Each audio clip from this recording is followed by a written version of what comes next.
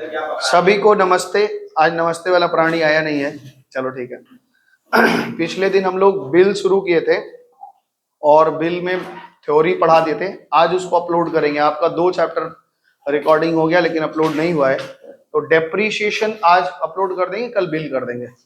और बिल में हम लोगों ने मोटा मोटा कुछ चीज समझा था कि बिल क्या होता है, बिल का ड्यू डेट कैसे निकालते हैं, बिल की कितने पार्टीज होते हैं, कितने तरह का बिल होता है, ये सब चीज बताए थे, है ना। आज एक टॉपिक खाली लेके चल रहे हैं, आप ध्यान से सुनेंगे। और उसका शीट, बिल का शीट है आपके पास में, तो बिल का शीट आज आप मांग लेंगे और जेरोक्स करा लेंगे, ठीक है ना, क्योंकि बिल का शीट बन चुका है। तो वो आप बिल का शीट ले लीजिए। अच्छा, थ्योरी जोड़ के देंगे, उसमें थ्योरी भी जोड़ देंगे, फिर दे देंगे। तो उसको आप होमवर्क उससे बना लेना, फिर अगले दिन आके प्रिंट ले लेना, या घर में प्रिंटर का सुविधा होगा तो घर से कर लेना। देखो, ये बताया था कि ये बिल का पूरा कॉन्सेप्ट जो था, निगोशिएबल इंस्ट्रूमेंट एक्ट 1881 में बना था। और ये इसको इसलिए लाया गया था कि पहले जब उधार में माल खरीदना बेचना होता था तो एक झगड़ा लग जाता था कि पैसा नहीं दे रहे, पैसा नहीं दे रहे। तो उस कंडीशन में क्या होता है, एक एक्ट बनाया गया जिसमें आप तुरंत उससे एक डॉक्यूमेंट साइन करवा लेते हैं, उसको बिल कहते हैं। और उस बिल के हो जाने से आपके पास एक लीगल एविडेंस आ जाता है। तो जब कोई आदमी अगर फेल करता है, डिसऑनर्ड करता है, तो हम उसके ऊपर लीगल एक्शन भी ले सकते हैं, है ना। यहाँ पे केस हमने आज जो शुरू करने वाले हैं वो ऐसे है कि एक सेलर है, जब वो माल बेचता है दूसरे बायर को, तो वो तुरंत एक बिल साइन करवाता है, और बिल साइन करा के एक कॉपी अपने पास रखता है और एक कॉपी सेल बायर को दे देता है। तो जो अपने पास रखता है उसको बिल रिसीवेबल बोलते हैं, क्योंकि उसके लिए वो एक एसेट है। आज नहीं तो कल उसको, उस बिल को डेट आएगा तो उसको पेमेंट मिलेगा। और जो एक्सेप्ट किया उसको ड्रॉई बोलते हैं, और आज नहीं तो कल उसको पेमेंट देना है, तो उसके लिए वो एक लाइबिलिटी है। जैसे ही हम बिल को साइन करवा लेते हैं, वो बिल मेरे पास आता है, तो मेरे पास 4 राइट्स आ जाती है। पहली बात, मतलब 4 अधिकार होता है उस बिल को लेकर। पहला, उस बिल को हम मैच्योरिटी डेट तक अपने पास रखें। दूसरा होता है कि उस बिल को अगर हमें पैसे की अचानक से कोई जरूरत पड़ जाती है तो उस बिल को हम बैंक को बेच देते हैं, जिसको कहते हैं डिस्काउंटिंग करवाना। जब हम लोग बिल बीआरएस पढ़ रहे थे, उसमें 1-2 बार वर्ड आया था, एक बार डिस्काउंटिंग कराया, डिस्काउंटिंग चार्ज लगा, ऐसा वहां पे थोड़ा थोड़ा समझाया था। यहाँ पे आप पूरा डिटेल में पढ़ेंगे, तो डिस्काउंटिंग करवाते हैं। तीसरा एक केस होता है कि मेरे पास एक बिल पड़ा है और मेरा कोई क्रेडिटर है, वो हमसे पैसे पाता है, वो कह रहा है कि हमारा पैसा हमको दे दीजिए। तो हम कह रहे पैसे तो नहीं है, मेरे पास एक बिल पड़ा है, लेंगे क्या। तो कहते हैं हाँ ठीक है, हम वो बिल को हैंड ओवर करते हैं, और हैंड ओवर करने के पहले एक इंडोर्समेंट करते हैं, एक प्रोसेस है, उसमें नाम लिखते हैं कि this bill is endorse to this person, और इतना रुपया सेटलमेंट सारा लिख देते हैं। अब वो बिल उसके पास चला जाता है, जब बिल का ड्यू डेट आता है तो जाके पेमेंट ले लेता है। चौथा केस क्या होता है, ना हम बिल अपने पास रखेंगे, ना हम डिस्काउंट कराएंगे, ना इंडोर्स कराएंगे। हम अपना बिल क्या करते हैं, बैंक को देते हैं कि डेट जब आएगी तो आप इसका कलेक्शन कर लीजिएगा। तो 4 केस हो गए। इन चारों केस में बिल ऑनर्ड होगा। ऑनर्ड होगा मतलब जब बिल का डेट आएगा जब बिल का डेट आएगा तो जिसके पास बिल रहेगा वो बिल का पैसा मांगने किसके पास जाएगा, ड्रॉई के पास में, और ड्रॉई उसको पेमेंट कर देगा। आज हमारा यही टॉपिक है कि चारों केस में हम कैसे कैसे ऑनर्ड करते हैं, और ऑनर्ड के केस में सारा ऑनर्ड हो जाएगा, और ऑनर्ड होने के बाद में कैसे इंट्रीज होते हैं, ये ध्यान रखना। मजे की बात है कि ये चैप्टर सीबीएसई से हटाया है, लेकिन आईसीएसई में और डब्ल्यूबी में ये चैप्टर है। डब्ल्यूबी में ये चैप्टर थ्योरी रह गया है, और आईसीएसई में अभी फुल प्रैक्टिकल चैप्टर है, लेकिन सीबीएसई से हटाया। पता नहीं क्यों हटाया, नहीं पता, क्योंकि इंटर फाउंडेशन में फिर आएगा। जो लोग फाउंडेशन वगैरह सीए वगैरह देना चाहेंगे उनके फाउंडेशन में फिर आएगा, और इसमें से क्वेश्चन आता है। 4 नंबर 5 नंबर का एक क्वेश्चन तो बनता ही बनता है। तो तैयार हैं आप लोग, हम लोग शुरू किया जाए। तो यहाँ पे एक एक करके हम चारों केस पढ़ाएंगे, और आज का ऑनर्ड का केस पढ़ा रहे हैं। इससे इस चैप्टर से आपका जर्नल एंट्री थोड़ा और पक्का होगा। तो पहला केस एक शुरू कर रहे हैं। यहाँ पे आप हेडिंग लिखेंगे retain till maturity. Retain till maturity.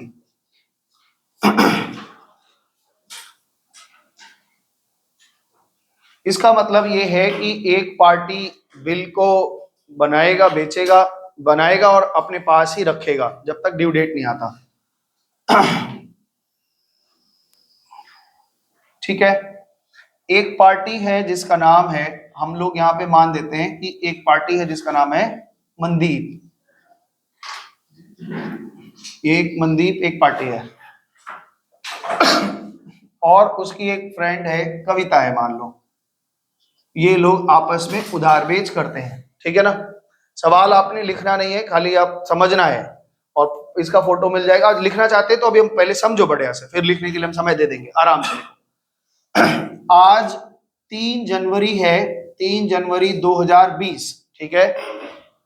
Mandeep ने माल बेचा, तो इसको हम सेलर भी बोल सकते हैं या ड्रॉअर भी बोल सकते हैं, क्योंकि जो माल बेचता है उसी को हक होता है कि वो बिल बनाएगा, और जो माल खरीदता है वो ड्रॉई होता है, क्योंकि ये बिल को इसको एक्सेप्ट करना पड़ता है। बात समझ में आ गई है?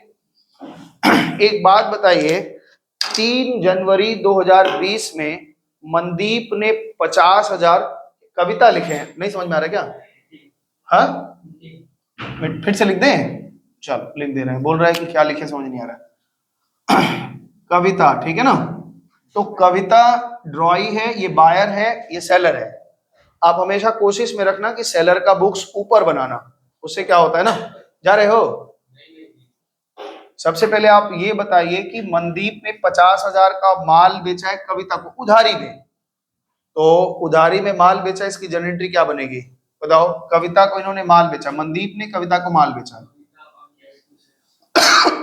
कविता अकाउंट डेबिट टू सेल्स, आप मेरे साथ साथ लिखेंगे, Kavita account debit to sales account. Sales account कितने का? 50,000 का इन्होंने माल बेचा।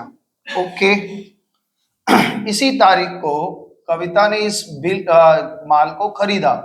कविता अपनी बुक में क्या एंट्री करेगी रिद्धि? कविता अपने बुक में क्या एंट्री करेगी? हाँ, तो ए करिए परचेजेस अकाउंट डेबिट। जब हम जिसके बुक में लिखेंगे तो उसके तरफ से सोचेंगे, purchases account debit to Mandeep account. Mandeep account लिखेगी, 50,000 का एंट्री हो गया।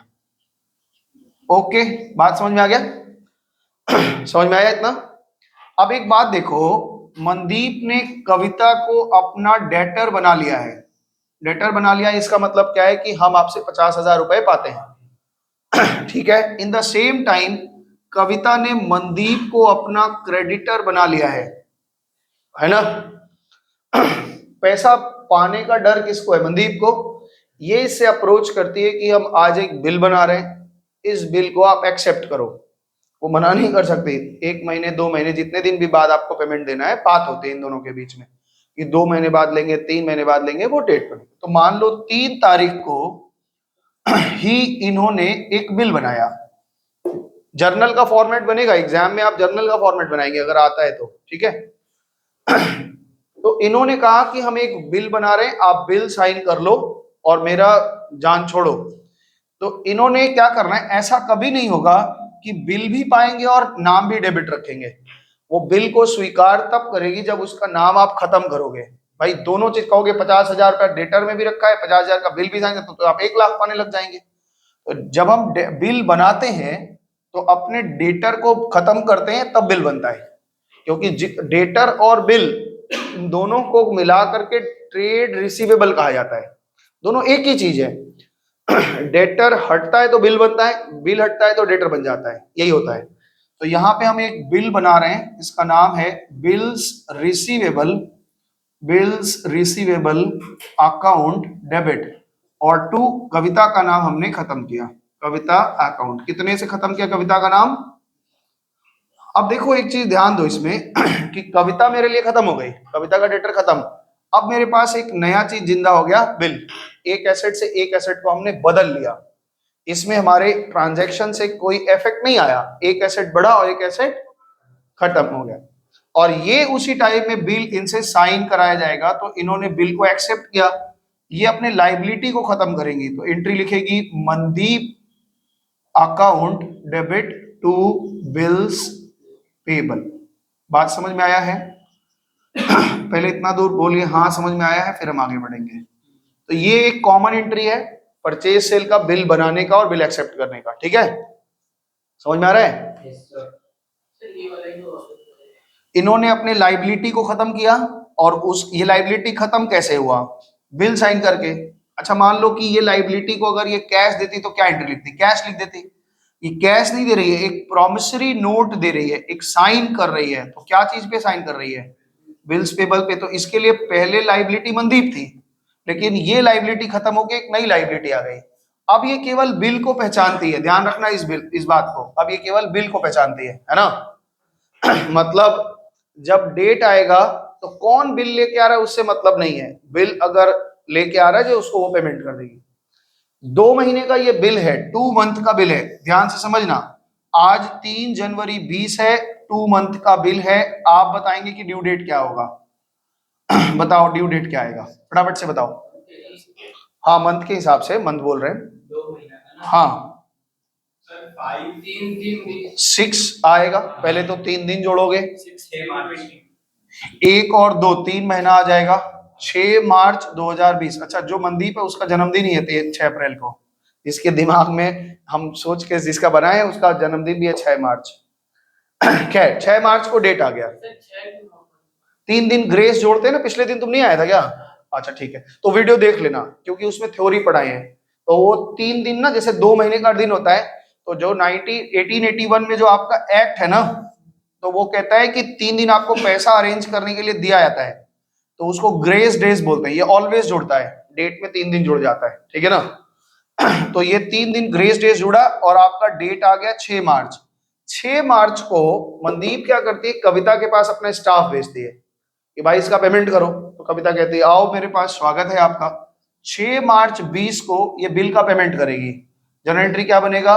बिल्स पेबल अपनी लाइबिलिटी को चुका रही है, bills payable account debit to cash या बैंक, जैसे वो देना चाहे दे देगी, चाहे कैश में दे दे चाहे बैंक में दे दे। कितना दे देगी?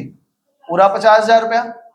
इसका स्टाफ पेमेंट लेकर के आएगा, पूरा ही देगी, ऐसा नहीं होता। वो अभी कंडीशन जो बोल रहे हैं वो आगे बढ़ेगा, अभी आएगा, बीच बीच में धीरे धीरे आएगा। 6 मार्च को 2020 को इनको कैश मिला, तो इनको कैश में मिलेगा, ये लिखेंगे कैश अकाउंट डेबिट 50,000 रुपया मिला, और इन्होंने अपने बिल को खत्म कर देना। ये डेबिट है, खत्म कैसे होगा? क्रेडिट हो करके, टू बिल्स रिसीवेबल अकाउंट 50,000 से खत्म हो जाएगा। फिर से समझिए इस बिल का कंडीशन, 3 ही एंट्री है, लेकिन ध्यान से आपको नरेशन के साथ लिखना पड़ेगा, एग्जाम में जैसे जर्नल एंट्री करते वैसे। 3 जनवरी को इन्होंने माल बेचा है, तो एंट्री की कविता टू सेल, और इन्होंने माल को खरीदा। इस तरह दिखाना, थोड़ा सा जूम आउट कर लेना ना, तो दिखेगा। Purchase account debit to Mandeep, ठीक है। माल बेचने की एंट्री, माल खरीदने की एंट्री। जब हम माल बेचते हैं तो डेटर बना लिया, इन्होंने माल खरीदा तो इसको क्रेडिटर बना लिया। अपने बुक में अपना नाम कभी नहीं लिखा जाता, ये ध्यान रखना, ये तो जर्नल में या पढ़े हैं। ये अपने बुक में हम अपना नाम कभी नहीं लिखते, मेरे पास का कारण मैं ही कभी नहीं हो सकता। इन्होंने बिल बनाया, bill receivable account debit to Kavita, और कविता ने बिल को एक्सेप्ट किया मनदीप टू बिल्स पेबल। जब डेट आया, डेट निकाल लिया हमने, 6 मार्च आ रहा है, 6 मार्च को इनके पास स्टाफ भेजा और इन्होंने पेमेंट किया, बिल्स पेबल टू कैश और बैंक, और ये पेमेंट इनको मिला तो कैश अकाउंट इन्होंने बढ़ा लिया, या बैंक मिलेगा तो बैंक बढ़ा लेगा, और टू बी आर। क्लियर है? ये केस 1 लिखिए, रिटेन टिल मैच्योरिटी, और अपने पास इसको ऐसे बनाइए अगल बगल, ताकि आपको समझ में आए। परीक्षा में अगल बगल नहीं बनता, परीक्षा में ऊपर नीचे बनेगा। समझते हैं ना बात को? क्योंकि जर्नल का फॉर्मेट, आपको जर्नल बनाना होगा ना, पेज कॉपी इतना चौड़ा थोड़ी ना होता है। हाँ, कभी कभी परीक्षा में लिख देगा खाली इसके बुक में लिखो, तो खाली इसकी एंट्री लिखोगे। कभी इसके बुक में बोला तो इसकी एंट्री लिखो, कभी बोलेगा दोनों के बुक में एंट्री करो, तो दोनों करना पड़ता है। इसको उतारिए कॉपी, पढ़ कर दूसरा केस पढ़ाएंगे। केस पढ़ते हैं, दूसरा क्या बता दें? डिस्काउंटिंग बता रहे हैं। अब डिस्काउंटिंग क्या होता है इस बात को समझिए। जब हम माल को बेचते हैं तो मेरे साथ साथ में बिल बनाते हैं, तो बिल में एक दूसरा मेरे पास एक ऑप्शन बन जाता है, सर आप डिस्काउंट भी करा सकते हैं। तो दूसरा केस आप लिखेंगे, केस 2 लिखिए, discounting of bill, discounting of bill. ठीक है, मान लेते हैं एक पार्टी है जिसका नाम है मैंडी, ठीक है, और एक पार्टी है जिसका नाम है सैंडी, ठीक है। चले, मेरे को एक बात बताओ, 1 जनवरी 2022 को मैंडी ने 30,000 का माल बेचा सैंडी को उधार में, पक्का बात है उधार में ही बिल होता है, तो इसलिए कैश एंट्री होगी तो बिल बनाने का कोई चांस ही नहीं बनेगा। उधार में एक माल बेचा, राहुल बताओ क्या एंट्री बनेगी, बताओ अच्छा। Sandy account debit to sales account, Sandy account debit 30,000 का माल बेचा और टू सेल्स। रिद्धि ठीक एंट्री है गलत है? बीइंग गुड्स सोल्ड सही होगा कि सही है? Being goods sold.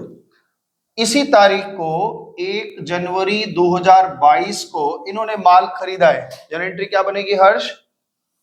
क्या एंट्री बनेगा भाई? Purchases account debit, purchases account debit to Mandy. ठीक है, कितने का माल खरीदा इन्होंने? 30,000 का। अब इन्होंने कहा कि मनदीप मेरा पैसा दे दो, नरेशन लिख लो, बीइंग गुड्स परचेज्ड। ठीक है, इन्होंने क्या कहा, सुनो ध्यान से, हंसी मजाक थोड़ा कम करो, यहां सुनो। इन्होंने कहा कि मनदीप को सैंडी ने क्या कहा कि हम आपको 10,000 रुपया अभी कैश दे दे रहे हैं और 20,000 का आप एक बिल बना दो। ऐसा जरूरी नहीं है कि उधार में माल बेचा तो पूरे का बिल ही बनेगा, भाई जो भी कर सकते हैं। वो कह रहे 10,000 रुपया तुमको हम अभी दे दे रहे हैं और 20,000 का आप एक बिल बना दो। मैं समझ रहे बात को? तो इन्होंने स्वीकार कर लिया, कहा ठीक है और 3 महीने का बिल बना दो। तो चलिए देखते हैं, तो इनको क्या क्या मिला, ऐसे समझो। इनको मिला कैश, कैश अकाउंट डेबिट, कितना मिला बच्चे? 10,000। इन्होंने बिल साइन करवा लिया तो इनको एक बिल मिला, इनको पेमेंट मिल गया सारा। बिल्स रिसीवेबल अकाउंट डेबिट कितने का? 20,000 का। और टू, इन्होंने क्या किया, सैंडी का नाम पूरा पूरा खत्म कर दिया। जब सैंडी से सिग्नेचर करवा लिया तो इन्होंने काम खत्म कर लिया। बात समझ में आए? सैंडी क्या एंट्री कर दी, इसका रिवर्स एंट्री वो करेगी 1 जनवरी 22 को इन्होंने मनदीप का नाम, यानी जो हम नाम लिख के चल रहे हैं मैंडी, मैंडी अकाउंट डेबिट, कह रहा है मैंडी तुम मेरे लिए ये 30,000 की लाइबिलिटी थी, हमने इसको पेमेंट किया है, कैश में दे दिया आपको। कैश में कितना दे दिया? और तुमने जो बिल बनाया है उसको हम स्वीकार करते हैं और स्वीकार करके साइन करके इसको भेज देती है और 20,000 रुपए का स्वीकार हो गया। क्या हम ये कह सकते हैं कि अब इनको केवल 20,000 का एक बिल पाना है और इनको एक 20,000 का बिल देना है? बात पक्की है? अब बिल का हमने अपने मन से ये कहा है कि ये जो बिल बना है ये सारा बिल कितने मंथ का है? ये अभी जो बिल चल रहा है वो 3 मंथ का बिल है, ठीक है ना? तो 3 महीने का, ध्यान से समझना है जो बात समझाना चाह रहे हैं, ये 3 महीने का बिल है, 1 महीना 2 महीना 3 महीना। आज डेट है 1 जनवरी 2022 और इसका डेट जो आएगा 3 महीने बाद वो 4 अप्रैल 2022 आएगा। इन्होंने 4 फरवरी 2022 को इनको पैसे की जरूरत पड़ गई। ये बैंक में जाते हैं, कहते हैं कि मेरे पास एक बिल है 20,000 रुपया का, क्या आप बैंक वाले खरीदोगे? ध्यान से सुनना, 4 फरवरी को 1 महीने बाद बिल यहां बना था लेकिन वो बैंक अब गया यहां पे गया। तो बैंक में 4 फरवरी को जाके कहता है कि हमारे पास एक 20,000 रुपए का बिल है, आप खरीदोगे? तो बैंक वाला कहता है कि हमारा बिल का जो डिस्काउंटिंग का रेट है वो हम लोगों का 12% पर एनम है। क्या मतलब हुआ? 12% पर एनम है, यानी अगर हम 1 साल पहले अगर आप हमसे कराएंगे तो हम 12 रुपया रेट लेते हैं। तो इस केस में हमें कितना रुपए डिस्काउंटिंग चार्ज देना पड़ेगा पता है? जितना दिन अभी बिल के ऑनर्ड होने में बाकी है। इसको कहते हैं अनएक्सपायर्ड पीरियड। अनएक्सपायर्ड पीरियड, इसका मतलब ये है कि जितना समय पहले वो हमको दे रहा है पैसा, उतने दिन का वो डिस्काउंट चार्ज काटेगा। अगर हम इस जगह डिस्काउंटिंग कराते तो हमें केवल 1 महीने का देना पड़ता। अगर हम यहां करवा रहे हैं तो हमको कितने महीने का देना पड़ेगा? 2 महीने का। और यही करवा लिए होते तो 3 महीने का देना पड़ता। यानी हमें ये क्या, डिस्काउंटिंग चार्ज जो होती है वो ऑलवेज क्या होता है? अनएक्सपायर्ड पीरियड के लिए होता है, यानी बिल का अभी पीरियड जितना बाकी है इस पीरियड के लिए हमें डिस्काउंट देना पड़ता है। माई समझ पाई हो बात को कि नहीं? तो यहाँ पे हम क्या निकालेंगे, ये आप वैसे रफ में निकालेंगे, डिस्काउंटिंग चार्ज। कोई निकाल के बता सकता है? 20,000 रुपया का बिल है, 12% रेट है और 2 महीना टाइम है। तो इन्होंने कहा कि 40 रुपया आपका कटे जाएगा। चल रे पगली, 400 400 रुपया कटेगा। ऐसा बुरा तरीके से क्यों हंसा तुम? अब मतलब दुर्गा पूजा महिषासुर का आत्मा पहले ही आ रहा है। 400 रुपया बैंक कह रहे हैं कि अगर आप हमसे अभी पेमेंट करवाएंगे, सुनो, 400 रुपया हम आपको कम देंगे, यानी हम आपको कितना पैसा देंगे? 19,600 रुपया देंगे और 400 रुपया आपको कम देंगे। तो हमको मंजूर अगर है तो हम बोल देंगे भाई ठीक है। तो याद रखना, बिल का पैसा ना कभी हाथ में नहीं मिलता। ऐसा नहीं होता कि हम बिल ले आके बैंक को देंगे और बैंक हमको तुरंत तुरंत बोलेगा ठीक है आइए, हम आप ही का तो इंतजार कर रहे थे। ऐसा नहीं होता।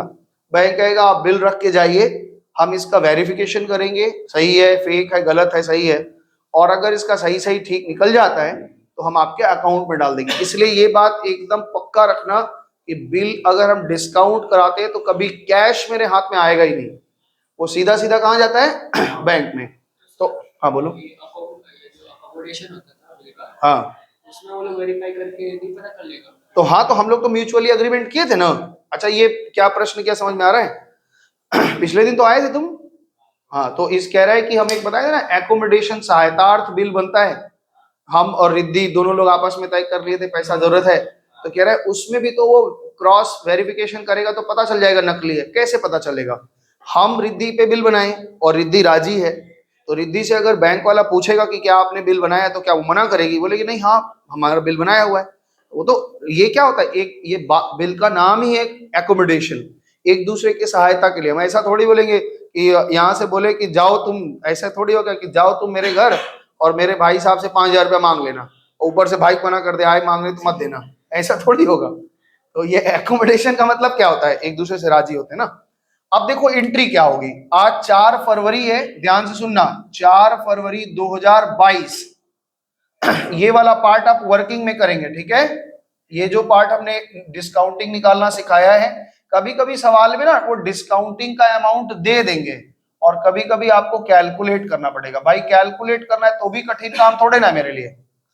जितना दिन अनएक्सपायर्ड पीरियड रहेगा उतने दिन का निकाल लेंगे। कितने मंथ का डिस्काउंट निकाले वो तो दे देंगे। हाँ वो डेट बताएगा कितने तारीख को कर रहे हो, तो वो आपको पता करना होगा कि जिस तारीख को डिस्काउंट करा रहे हैं और जिस तारीख का मेरा मैच्योरिटी डेट है, उन दोनों के बीच में कितने महीने का गैप रह गया है, उतने दिन का डिस्काउंट लगेगा, ठीक है? चले, मान लो बैंक वाले को हमने डिस्काउंट दिया, तो हम क्या समझते हैं कि मेरे बैंक अकाउंट में पैसा आ गया। नीचे करना आदित्य, मेरे बैंक अकाउंट में पैसा आया, कितना आएगा बताओ? 19,600।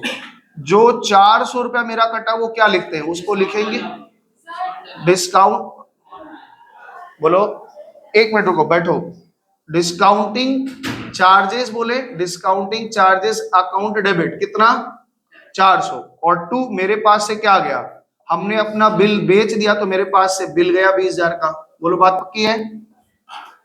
ठीक है, हमारे बैंक में 19,600 आ गया, 400 मेरा लॉस है इसलिए डेबिट किया। ये हमने डेबिट क्यों किया है? ये हमने लॉस है इसलिए डेबिट किया। मेरे लिए क्या है ये एक लॉस है, इसलिए हमने क्या किया, इसको डेबिट किया है। समझ में आ रहा है? और मेरे पास से बिल चला गया, ठीक है? मेरा क्वेश्चन रिद्धि अब इसके आगे है, तुमसे थोड़ा ये बताओ कि ये बच्चा इस केस में ड्रॉई क्या एंट्री, सैंडी क्या एंट्री करेगी? सैंडी कोई एंट्री करेगी या नहीं करेगी? नहीं, उसको क्या मतलब है? उसको तो जब डेट आएगा तो पेमेंट करना है, बस सिंपल सी बात है। ट्रांजैक्शन जिनके जिनके बीच में होता है वो लोग एंट्री करते हैं। ट्रांजैक्शन इनके बीच में थोड़ी ना हो रहा है, मेरे से और बैंक के बीच में हो रहा है, तो हम एंट्री करेंगे, बैंक आएगा। तो आप कहोगे कि तुरंत एक मन में प्रश्न आएगा कि सर बैंक वाला आप ट्रांजैक्शन दिखा नहीं रहे, क्योंकि बैंक वाला ट्रांजैक्शन आपके कोर्स में है ही नहीं, और आपके नहीं, किसी के भी कोर्स में नहीं है, ठीक है? फिर भी मन बनेगा तो अभी हम दिखाएंगे। अगर आपका मन है कि सर बैंक वाला दिखा दीजिए तो हम बता देंगे बैंक वाला क्या होता है। इस केस में ये कोई एंट्री नहीं करेगा। अब बिल किसके पास है ये बताओ? बैंक के पास बिल है। बैंक का डेट आया 4 अप्रैल को, बैंक वाले इनके पास आए और इन्होंने कहा कि सैंडी आपके नाम का एक बिल है, पेमेंट कर दो। उन्होंने कहा ठीक है ले जाओ पैसे। तो ये एक ही एंट्री करेगी कि बिल्स पेबल, मेरे पास जो लाइबिलिटी है इसको पेमेंट कर रही है इसलिए debit. Bills payable account debit, कितने का पेमेंट था, और ये पूरा पेमेंट टू कैश या चेक जैसे भी देना चाहे वो दे सकती है। 20,000।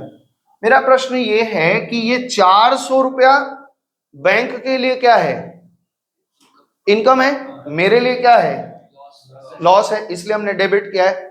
और अगर हम बैंक का खाता देखना चाहते हैं, हालांकि कोर्स में तो नहीं है, लेकिन अगर आपको देखने का मन है तो हम दिखाते हैं।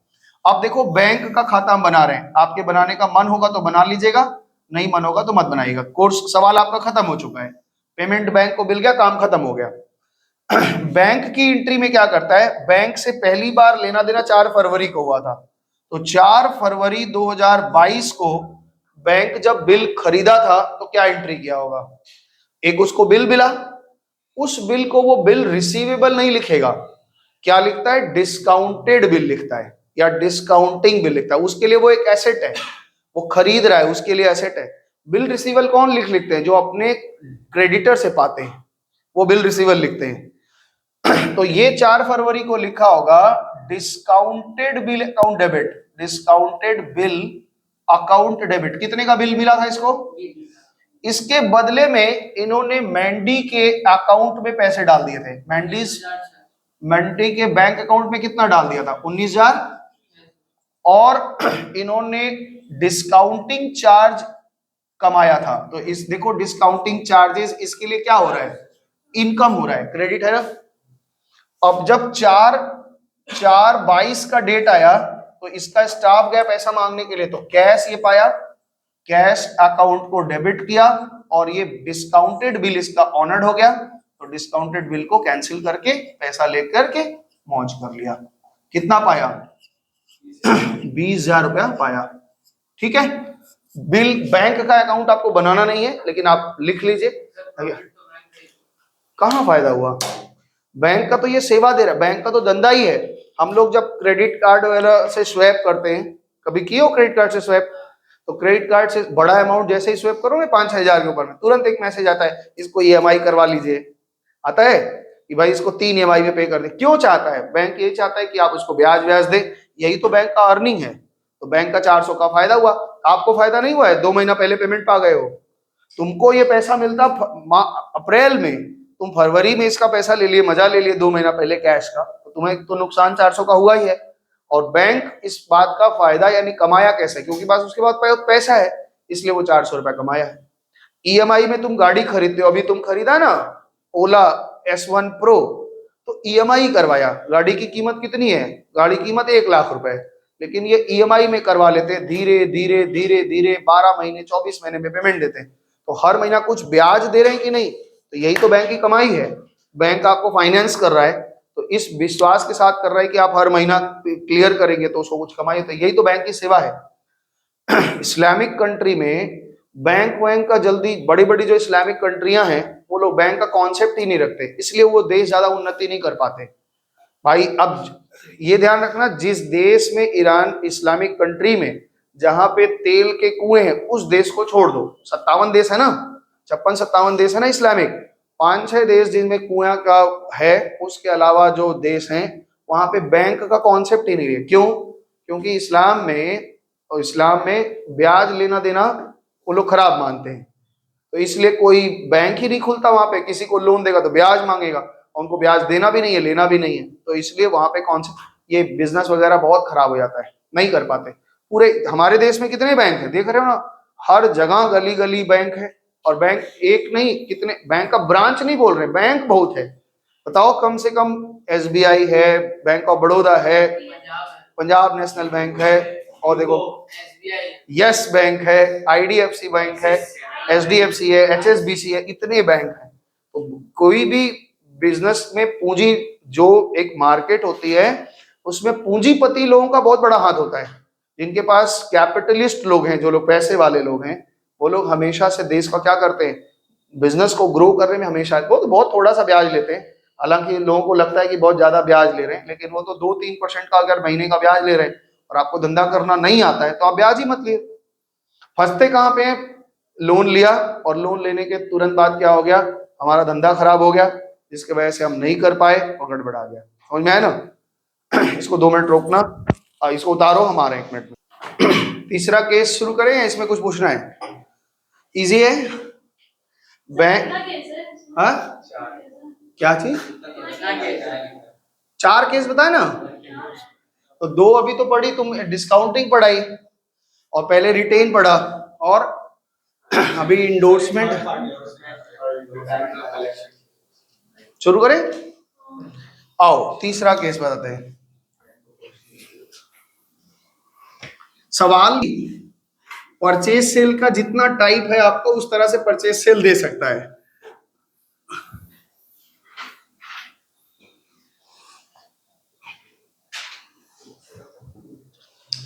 केस सी, बोलो क्या था? इंडोर्समेंट, अरे क्या लिख दिए, चलो इंडोर्समेंट टू थर्ड पार्टी।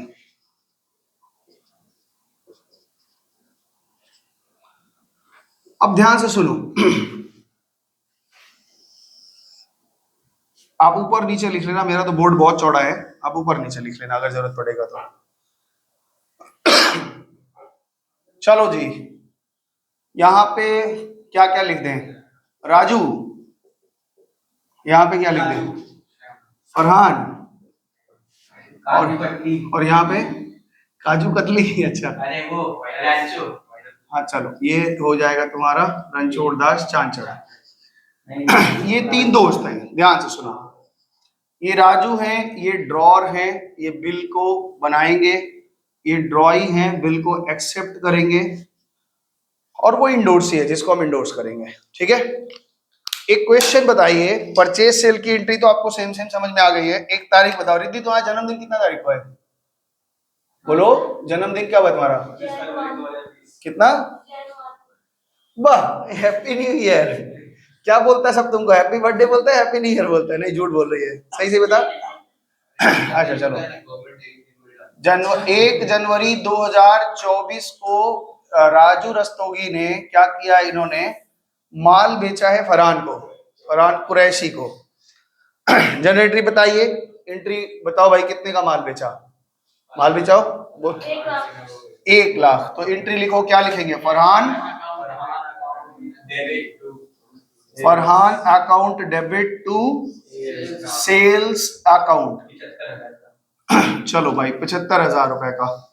तो इन्होंने सेम डे को माल खरीदा 1 जनवरी 2024 को। ठीक है, एंट्री क्या बनेगी इधर बताओ भाई? Purchases account debit to Raju, Raju account कितना? 75,000। क्या पूरा पैसा दे देंगे या कुछ कम? पूरे का बिल बनवाओगे, जैसा तुम बोलो है, पूरा बिल। चलो, अब राजू रस्तोगी से कहा गया कि भाई मेरे पर 75,000 है, तुम 75,000 का एक बिल बना दो 60 दिन बाद का। कितने दिन बाद का? दिन में भी होता है और मंथ में भी होता है, बताए थे ना। तो इन्होंने बिल बनाया, जनरेटरी क्या बनेगी? Bills receivable account debit to Farhan. Farhan का बिल बना दिया हमने 75,000। ठीक है, इन्होंने बिल को एक्सेप्ट किया 1 जनवरी 2024। ठीक है, बताओ भाई क्या होगा? बोलो रिद्धि। फरहान अपनी बुक में फरहान लिखे, लाइबिलिटी को खत्म करेगा। राजू अकाउंट डेबिट 75,000 रुपया to bills payable. Bills payable account कितना? 75,000। ठीक है, अब ये बिल का डेट 60 डेज है। बताओ ड्यू डेट क्या आएगा? आप ड्यू डेट निकाल पाएंगे? बताइए ड्यू डेट कितना दिन आएगा? यहाँ पे 1 जनवरी 2024 है, 60 डेज है, इसमें 3 दिन जुड़ा है, यानी 63 डेज बाद क्या तारीख आएगा? पक्का? देखो भाई, जनवरी में 30 दिन बचा है, फरवरी में 29 दिन बचा है, तो कितना हो गया? और कितना हो गया 30 20 50 59 हो गया, और 4 दिन अब मार्च में बचा है ना, 4 तारीख आएगा 63 हो गया ना ये। तो इसका मतलब है ड्यू डेट कब है, 4 मार्च, नहीं अप्रैल ना, नहीं 4 मार्च ही तो होगा, 4 मार्च 24 को डेट है ना। ध्यान से सुनो, 4 मार्च 2024 को ड्यू डेट है। अब हमसे यानी राजू रस्तोगी से रणछोड़ दास चांचड़ पैसा पाते हैं, और वो पीछे पड़े कि भाई मेरा पैसा दे दो। कितना पाते हैं, मान लो 75,100 पाते हैं, कौन किससे पाता है? इनसे ये पाते हैं, ठीक है, इन दोनों के बीच में पैसा पाते हैं। रणछोड़ दास चांचड़ पैसा पाते हैं, रैंचो पैसा पाता है राजू से। अब वो कह रहा है कि मेरा 75,100 रुपया आप दे दो दे दो दे दो। तो कहता है देखो 75,100 तो हमारे पास है नहीं, 75,000 का एक बिल है, 100 रुपया सेट ऑफ करो ले जाओ। तो मान गया, ठीक है। तो डेट कुछ भी दिया रह सकता है, मान लो यहाँ 20 फरवरी ले लो, 20 फरवरी एक डेट है, डेट से कोई मतलब ही नहीं कब इंडोर्स कर रहा है। अब डेट में जब ये इंडोर्स कर रहा है तो ये क्या लिखेगा, रणछोड़ दास चांचड़ यानी रैंचो अकाउंट डेबिट। कितने का हिसाब क्लियर कर रहा है, 75,000। इसको वो क्लियर कैसे कर रहा है, बिल्स रिसीवेबल दे रहा है कितने का, और 100 रुपया जो नहीं देना पड़ रहा है वो उसको डिस्काउंट रिसीव हो रहा है। तो ये देखो ऐसे बीच में डिस्काउंट रिसीव वगैरह का कॉन्सेप्ट डालेंगे, आपको पता है। अब ये बिल मेरे पास से निकला, पहुंचेगा किसके पास, तो रैंचो इधर दिखाना आदित्य, 20 फरवरी 24 को रैंचो क्या एंट्री करेगा, मेरे को एक बिल मिला, बिल्स रिसीवेबल अकाउंट डेबिट, कितने का मिला है, 75,000 का। 100 रुपया इनको डिस्काउंट छोड़ना पड़ा है, that is discount allowed account debit. और इन्होंने किसका नाम खत्म करना है, राजू का। राजू से बिल मिल गया ना 75,100 का हिसाब था, क्लियर हो गया, ठीक है। बिल किसके पास है अभी, रैंचो बी के पास। जैसे ही बिल पाया इसके पास भी 4 राइट आ गया, ये अपने पास रखे, बैंक से इंडोर्स करा ले, या फिर किसी और को वायरस को क्या कर दे, इंडोर्स कर दे, कुछ भी कर सकता है। तो 3 केस तो हम लोग पढ़ रहे हैं, तो ये मान लो अपने पास ही रखा। तो पेमेंट का जब डेट आएगा यानी 4 मार्च का जब डेट आया तो इनका स्टाफ इसके पास गया, फरहान के पास में, और फरहान ने क्या किया, पेमेंट कर दिया। तो 4 मार्च 2024 को ये तो पेमेंट करना जानता है, बोलता है बस हमसे क्या मतलब है, कोई भी बिल लेके आएगा हम पेमेंट कर देंगे। Bills payable account debit to cash, कितना देगा, 75,000, ये पेमेंट करेगा ना 75,000। बात समझ में आया। ये पेमेंट किसको मिला, रैंचो एंट्री क्या करेगा, cash account debit to BR bill receival, कितना पाया। आपको एंट्री समझ में आई है, फिर से समझाना है, बताओ समझ में आ गया। इसमें कुछ भी नहीं है, केवल आपको जर्नल अगर पक्का है तो बिल आपके लिए चुटकी का खेल है। आप फटाफट से कॉपी करिए, फिर चौथा केस समझाएंगे। Case number 4, send to bank for collection. हमने बैंक के पास अपना बिल दे दिया कि जब बिल का डेट आएगा तो आप इसका कलेक्शन कर देना, और कलेक्शन करके मेरे अकाउंट में पैसा डाल देना, ठीक है। सवाल में अगर परचेज सेल की एंट्री रहेगी तभी आप परचेज सेल का एंट्री करेंगे। और लिखा है सवाल में, डायरेक्टली लिखा कि अमन नाम का एक व्यक्ति है और रमन नाम का एक व्यक्ति है। अमन ने एक बिल ड्रॉ किया रमन पे, डायरेक्ट, कोई सेल वेल लिखा नहीं है, तो आप जबरदस्ती सेल की एंट्री मत करिएगा। अगर लिखा है सेल किया यानी बिल बना रहा मतलब सेल हुआ होगा, लेकिन तुमको सेल का इंफॉर्मेशन नहीं दिया तो सेल मत करना। चलो जी, क्या तारीख लिखे, तुम्हारा जन्मदिन कब है बताओ, तुम्हारा जन्मदिन कब है, 30 जून 2024। 30 जून 2024 को इन्होंने एक बिल बनाया, अमन ने। क्या एंट्री बनेगी बताओ, bills receivable account debit to Raman, ठीक है। रमन ने इस बिल को साइन किया, मान लीजिए 20,000 का एक बिल बना दिया, और इस बिल को इन्होंने एक्सेप्ट किया 4 जुलाई 2024 को, ठीक है। अलग डेट पे एक्सेप्ट करते हैं तो उसको क्या बोलते हैं? After site bill. काउंटिंग कहाँ से शुरू होती है? जिस दिन वो एक्सेप्ट करते हैं। आफ्टर डेट बिल में क्या होता है? जिस दिन बिल बनता है काउंटिंग वहां से शुरू हो जाती है। आफ्टर साइट बिल में क्या होता है? जिस दिन एक्सेप्ट किया जाता है उस दिन से काउंटिंग शुरू होती है। अगर सवाल में कुछ भी नहीं लिखा है आफ्टर डेट या आफ्टर साइट, तो हम क्या मान के चलते हैं? After date bill. और साइट बिल लिखा रहेगा तो मानेंगे। यहाँ पे मान 4 तारीख को एक्सेप्ट किया, एंट्री क्या बनेगी बताओ? इनका बनेगा Aman account debit to bills payable account. कितने का? 20,000 का बिल एक्सेप्ट किया। ओके, इस बिल को, हाँ खाइए ना। 4 तारीख को इन्होंने बिल एक्सेप्ट किया। इन्होंने, अब ये बिल 2 महीने 3 महीने जो भी डेट है ना, इन्होंने इस बिल को क्या किया? मान लो 5 जुलाई को इनके पास आ ही गया था, और 5 जुलाई को इन्होंने क्या किया? इस बिल को बैंक को भेजा कलेक्शन के लिए।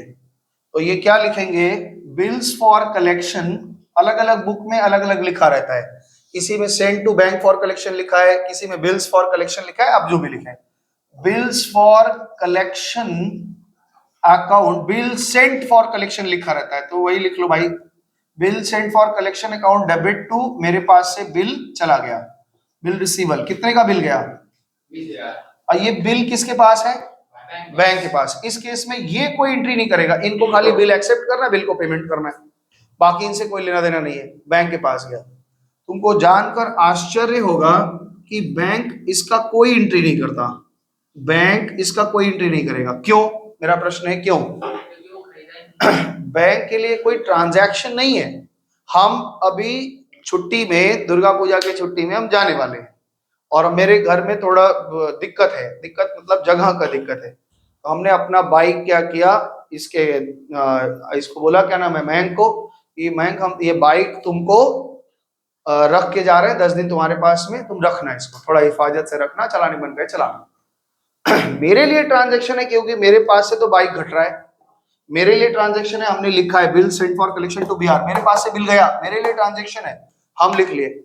मयंक के लिए वो ट्रांजैक्शन नहीं है, वो एक इवेंट है, इनको केवल रखने के लिए मिला है, अथॉरिटी मिली है, ये इनका नहीं हो गया, इनका कोई फाइनेंशियली पोजीशन, अब उसको दिखा के इसका विवाद थोड़ी हो जाएगा कि खराब बाइक है, चलो भेज दीजिए, ऐसा नहीं होगा।